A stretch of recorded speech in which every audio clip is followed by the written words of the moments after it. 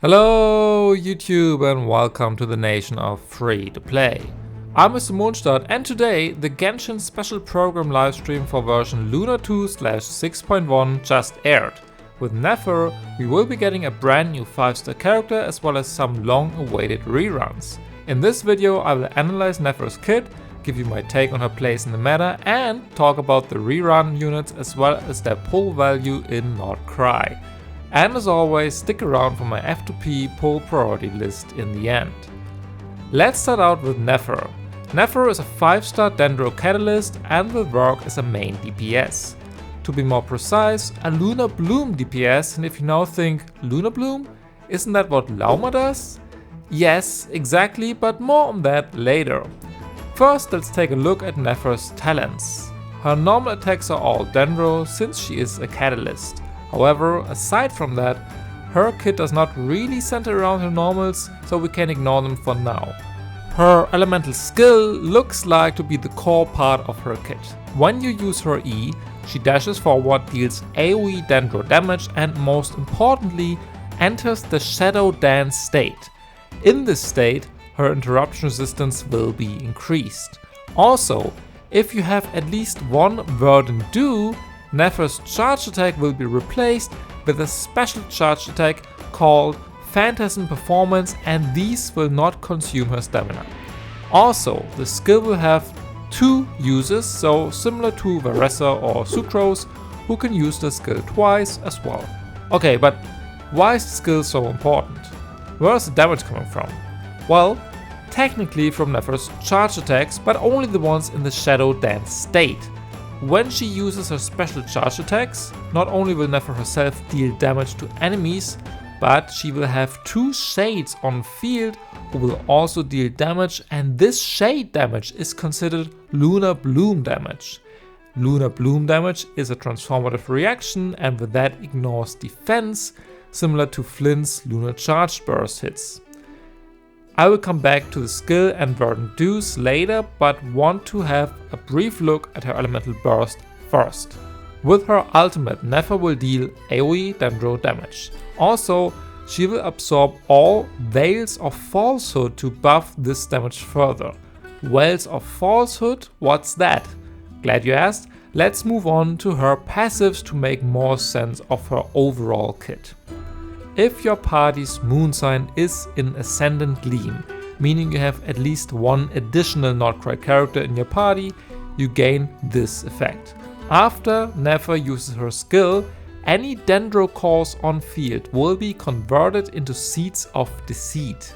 As a reminder, Dendro cores occur when Dendro and Hydro react. In a Bloom team, these Dendro cores will then explode eventually and deal damage to enemies. In a Nilo team, these Dendro cores will be converted to Bountiful cores and explode immediately. However, NEFER's passive stops both of these effects and will instead convert those Dendro cores. The Seeds of Deceit that will be on field instead cannot trigger any reaction, meaning you cannot trigger Hyperbloom or Burgeon either on them. This basically means that all the Dendro cores will not be able to deal any damage. However, they do have a use, of course. When NEFER uses a charge attack or her skill, she can absorb these seeds and gain one stack of Veils of Falsehood with a max of 3 stacks. And these stacks will then buff her burst damage. Sounds complicated, but basically this means that you cannot play NEFER in any Dendro reaction team like Bloom, Hyperbloom or Burgeon if you run her with a second Not Cry character. Instead, all the damage that you would deal with these reactions will then be converted into damage buffs to NEFER herself. So she stops your teammates from dealing damage and gets the job done herself, a typical hyper carry character. NEFER also really values Verdant Dews, as I already mentioned when talking about her skill. She can create these herself with her second passive, which will happen if you use her charge attack in her Shadow Dance state, meaning after pressing her skill. You will do this anyway, since this seems to be the way she is meant to be played. Also, she will convert Bloom reactions to lunar-bloom and buff that damage up to 14%, probably based on her elemental mastery, but basically the same passive that Lauma has as well. TLDR. NEFER is a Dendro main DPS that will probably deal the majority of her damage with her special charge attacks in her skill, because here her shades will deal lunar-bloom damage. In order to max out her passives, you want to have at least 2 Nordcry characters in your party, so NEFER plus 1 more. Since you want a Hydro unit, I know should work, but obviously, and that should not come as a big surprise, Lauma looks like her elite best in slot partner. Lauma can buff lunar-bloom damage and gives 10% crit rate and 20% crit damage to lunar-bloom damage as well when you play her with another Nordcry unit. So far this passive was not really used, but with NEFER it looks like a perfect synergy.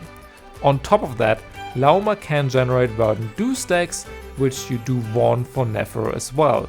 That plus Dendro Resonance for more EM, the Silken Moon Serenade as a supportive artifact set, and the obvious similarities between these two Dendro women would leave me very surprised if Lauma is not what Escoffia is to Skirk or NEFER is to Flins. In other words, she will probably be almost necessary for NEFER if you want to reach her peak potential. With that said, NEFER will probably not require any other elite supports like Bennett, Sidlalik, Solonin, Kazor or even Furina, because there does not seem to be any synergy between these units. When it comes to NEFER's place in the meta, it is of course speculative because we do not know any numbers yet, but I expect her to be on a similar level to Flins.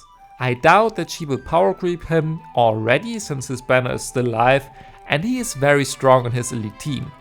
So while I do expect Hoyo to boost lunar-bloom damage in the next updates of their endgame to sell her even more, NEFER in the end is a DPS, and as I always say, DPSs are hardly ever a must pull. With that out of the way, let's move on to the rerun characters of version Lunar 2. For the first time ever, we will be getting 2 Archon reruns in the same patch. Furina and Zhongli are coming back, as well as Arlecchino. Let's have a look at Furina first. Furina is one of the most owned characters in the game and one of the best supports. She works as a Hydro Sword sub DPS / buffer, and while most of you are probably familiar with her kit, here's a quick reminder. With her elemental skill, Furina has 2 forms, one healing mode that will restore HP to your active character, and one sub DPS mode where she summons her 3 Hydro pets that will attack everything that gets close to them. In this state, Furina will drain your party members' HP continuously, however she will stop at 50% of your health. The reason she does that is because of her elemental burst. With that, she will give you up to 75% damage bonus once you have maxed out her fanfare points, and you do that by changing your HP. So while Furina drains your HP, you usually want to run her with a strong healer like Jean, Solonin, Escoffiera, Charlotte and so on to restore your hit points again. These big changes in your health bar will increase your fanfare points, and with that Furina's damage buff to your party members. Since her buff counts as elemental damage bonus, she is useful for almost every damage dealer in the game, with the exception of the ones that focus on transformative reactions such as lunar-bloom or lunar-charged. However, Furina is super flexible and best in slot for Niviette, Xiao, Skirk and many other units. She's also rather simple to build, just make sure she has lots of HP and ER and weave in some crit rolls where you can. Her best set for damage is Golden Troop, but you can also run her on a supportive set like Tenacity. Also, with her in your party, you can give any DPS the 4-piece Marshal Hunter set for 36% extra crit rate, since your HP will always be fluctuating thanks to her. Oh, and she can walk on water. I got my Furina on her first rerun, and even though I had to spend roughly 160 pulls to get her back then, I did not regret her for a second. I use her all the time, both in the overworld and in all sorts of endgame, and she never lets me down, so that's why I showered her with praise. Next, let's talk about the father, Arlecchino.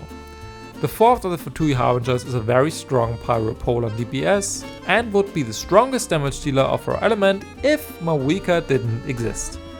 She debuted in version 4.6, yet she is still one of the strongest carries in the game. With her skill, she leaves a mark on enemies, and once you use a charge attack on her, she will absorb that mark and be granted with Bond of Life. This then infuses her normal attacks with Pyro and increases her damage output. However, Arlecchino cannot be healed in combat except for her own burst. Her burst will heal her based on the amount of Bond of Life she has and resets her skill. Ideally, you do not want to use that though, and instead dodge the enemies or run a strong shielder with her. I did get her on her first rerun and really do like her playstyle, even more than Mawika's. However, if you are solely looking for meta characters, the Pyro Archon did power creep farther and will deal bigger numbers. That does not mean that the Harbinger is a bad pull though, just be aware of the fact that she is no longer the strongest Pyro unit in the game. With that said, Arlecchino does shine in team flexibility. While Meld or Sidlali is her best team, she also works in Vape, Overload or even Mono Pyro, which is not quite the same for Mawika. So if you like her and want to get her on her second rerun, I would not stop you, just know that she will probably not move up the tier lists in the future anymore. And with father out of the way, let's move on to Zhongli. Their Geo Archon is known for one thing and one thing only, his unbreakable shield. And while technically no shield is unbreakable, his is very strong. If you hold his skill, he will summon his pillar and protect you from incoming enemy attacks. This can be very comfortable, especially in the early game or if you simply do not want to dodge all the time. However, by now there are many other defensive options in the game that do more things at once, whether it's a healer or a shielder. Units like NEFER have a strong shield as well and deal massive damage on top of that, and even a 4-star character like Lanyan can compare in terms of his shield strength, provided you have her at Constellation 2. This is why Zhongli is no longer as valuable for an account as he used to be. I do not own him on my account either, and I will not change that this time around. With all of that in mind though, it is now time for my F2P poll priority list, but before that, if you enjoy my videos, please check whether you are subscribed already, because the big majority of my audience is not. It is free and would really help me out a lot in creating more content like this, so I would really appreciate your support. One last disclaimer, these videos are meant to help you in making your poll decisions based on the current meta. However, Genshin is a game and it should be about enjoying it rather than only focusing on endgame stuff. So if you want to get a unit because you really love their character or design, please go ahead and do so, even if they do not make it to the #1 spot on my list. With that out of the way, the #1 spot goes to Furina. As I said, she is still one of the best and most universal supports in the game, and even though there might be newer characters coming, I 100% recommend her. She fits into so many teams that you will always have a use for her, plus she is Hydro, which is never a bad element to have on your account. In the second spot we have NEFER. She is a main DPS and I honestly expect her to be stronger than Arlecchino, at least in her best teams. However, do not feel forced to get her, as many new DPSs are good enough to tackle Hoyo's endgame content. Plus, keep in mind that you will probably want to get Lauma as well, and since her banner just left, it might take some time to get her as well. Still, I expect her to be very strong and I love her design, so yeah. The third spot goes to Arlecchino. Again, she is a strong damage dealer, but the damage ceiling keeps increasing all the time, and when it comes to DPSs, it is a question of time until the next best one comes around. While I do like her playstyle and I'm glad to have her on my account, I probably would not get her anymore if I did not already have her. And in the fourth spot we have Zhongli. Again, his shield can be really comfortable, but aside from that, his value is no longer as good. If you are an experienced player who is used to dodging, I do not see you playing him a lot at all, and you're probably better off using one of the more recent defensive options. And with that, we've reached the end of this video. I hope it helped you in making your decision on who to go for, and if so, please leave a like or subscribe to my channel. Also, let me know your pulling plans in the comments down below. Personally, I will probably skip this patch, as I already have Furina and Arlecchino and I do not want Zhongli. NEFER is kinda tempting though, so guess we'll see. Thanks again for watching, good luck on your pulls, and I will see you in the next video. Bye!